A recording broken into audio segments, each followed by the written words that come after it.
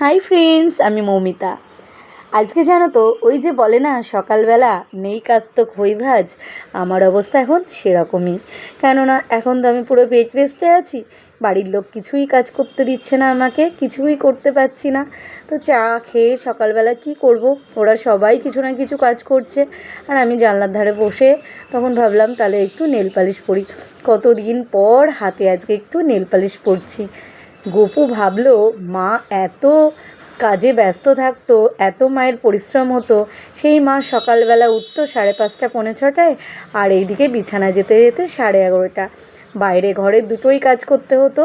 সারাকে নিয়েও প্রচুর বেরোনো হতো, তার ডান্স ক্লাস, তার থিয়েটার, তার শুটিং, তার ড্রয়িং, স্কুল, তো আর সাথে ঘরের কাজ, তো সব মিলেমিশে প্রচুর পরিশ্রম হতো। তাই গোপুসোনা পুরো আমাকে বেড রেস্টে ফেলে দিল, নিজেকে দেখার একদম সময় হতো না। কতদিন পর আমি একটু ডিজাইন করে ভাবলাম নেল পালিশ পরি। হাতগুলো দেখলে চ্যানেল করে করে পুরো কালো কালো মানে হয়ে গেছে। যাই হোক, আর এইদিকে বাবান আমার জন্য ব্রেড সেকে দিচ্ছিলো।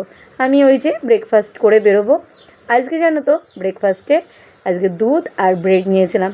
এই দুধটা ডবল টোনের দুধ বলে আর কি, তো ওই ডবল টোনের দুধ আর ব্রেড, তো দুদিন ধরে দুধটা পড়েছিল, ভাবলাম এটাই খেয়ে নিই। তো খেয়ে দেখো বেরিয়ে পড়লাম নারায়ণীতে যাবার উদ্দেশ্যে। সকাল সকালই বেরিয়ে পড়ি, যেহেতু ওদের 10টায় খুলে যায়, চেষ্টা করি তাড়াতাড়ি পৌঁছে আর কি ফিজিওথেরাপিটা করে চলে আসার। কেননা কখন কি ওয়েদার থাকে, আর বেলা হয়ে গেলেও রোদ্দুর উঠবে, তাই সকাল সকালই চলে যাই ফিজিওথেরাপিটা নেওয়ার জন্য। তো চলো পৌঁছানো যাক। আর এখন তো আমার মোটামুটি সকালের দিকে এরকমই রুটিন থাকে, ভাবলাম চলো আজও একটু ব্লগ শেয়ার করে নিই। এই যে নারায়ণা চলে এসেছি, তো চলো এবার ভেতরে ঢোকা যাক। এই ফুলটা এত ভালো লাগে, এই লাল ফুল গাছটা কি নাম জানি না।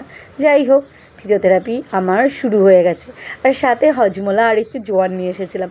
1 ঘন্টা জানো তো সময় কাটে না, তো বসে বসে আমিও খাচ্ছিলাম, আর আমার যে ফিজিওথেরাপি করছিল ওই বোনটাকেও দিয়েছিলাম। তো চলো ছোটো করে আজকে ভিডিওটা শেয়ার করলাম। সবাই খুব ভালো থেকো, পরের ভিডিওতে দেখা হচ্ছে, টাটা।